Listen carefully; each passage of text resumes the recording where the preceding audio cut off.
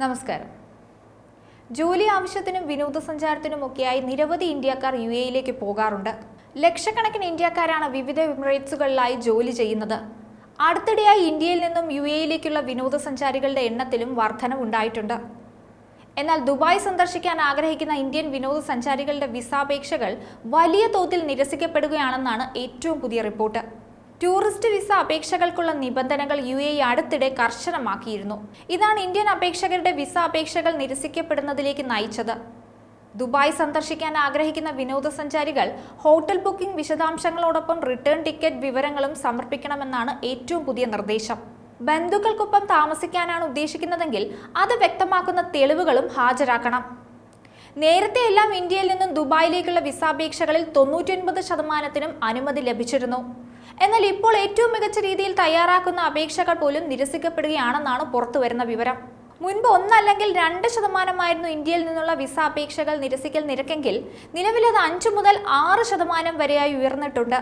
Hotel booking വിവരങ്ങൾക്കൊപ്പം വിമാന ടിക്കറ്റിന്റെ കോപ്പിയും attach ചെയ്ത് അപേക്ഷിക്കുമ്പോൾ പോലും അപേക്ഷകൾ നിരസിക്കപ്പെടുന്നുണ്ട്. യാത്രക്കാർ ദുബായിൽ ബന്ധുക്കൾക്കൊപ്പം താമസിക്കാനാണ് തീരുമാനിക്കുന്നതെങ്കിൽ ബന്ധുവിന്റെ വാടക കരാർ, Emirates ID, residence visa copy, contact വിശദാംശങ്ങൾ തുടങ്ങിയ രേഖകളെല്ലാം അറ്റാച്ച് ചെയ്യണം.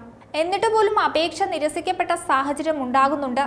ഹോട്ടൽ ബുക്കിങ്ങിനായും ഫ്ലൈറ്റ് ടിക്കറ്റിനായും വലിയ തോതിൽ പണം ചിലവഴിച്ചതിന് ശേഷമാണ് അപേക്ഷകൾ ഇങ്ങനെ നിരസിക്കപ്പെടുന്നതെന്നത് യാത്രക്കാർക്ക് വലിയ രീതിയിലുള്ള സാമ്പത്തിക നഷ്ടം ഉണ്ടാക്കുന്നുണ്ട്.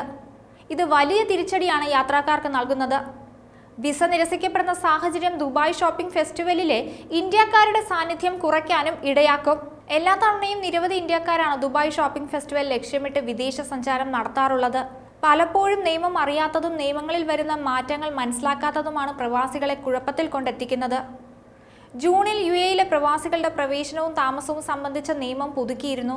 ഇതുപ്രകാരം 6 നിയമലംഘനങ്ങളിൽ പ്രവാസികൾ നാടുകടത്തപ്പെടും. Federal authority for identity, citizenship, customs and port സെക്യൂരിറ്റിയുടെ ഉത്തരവനുസരിച്ചിട്ടുള്ള 4 കേസുകളും 2 അഡ്മിനിസ്ട്രേറ്റീവ് നാടുകടത്തൽ കേസുകളും ഇതിൽ ഉൾപ്പെടുന്നുണ്ട്. വ്യക്തിക്ക് റെസിഡൻസ് പെർമിറ്റ് ഉണ്ടെങ്കിലും ഈ നിയമം ബാധകമാണ്. കടൽ മാർഗം വഴി അനധികൃതമായി രാജ്യത്തേക്ക് കടക്കാൻ ശ്രമിക്കുമ്പോൾ പിടിക്കപ്പെടുന്ന എല്ലാ വിദേശികളെയും നാടുകടത്താൻ നിയമപരമായി സാധ്യമാണെന്ന് പുതിയ നിയമം വ്യക്തമാക്കുന്നുണ്ട്. എൻട്രി വിസയോ റെസിഡൻസ് പെർമിറ്റോ ഇല്ലെങ്കിലോ അവ കാലഹരണപ്പെട്ടിട്ടുണ്ടെങ്കിലോ നിശ്ചിത കാലയളവിനുള്ളിൽ യുഎഇ വിട്ടില്ലെങ്കിലും ഈ നിയമം ബാധകമാകും. മറ്റൊരു വീഡിയോയുമായി വീണ്ടും കാണാം. ന്യൂസ് ഡെസ്ക് ഈനാട് മലയാളം.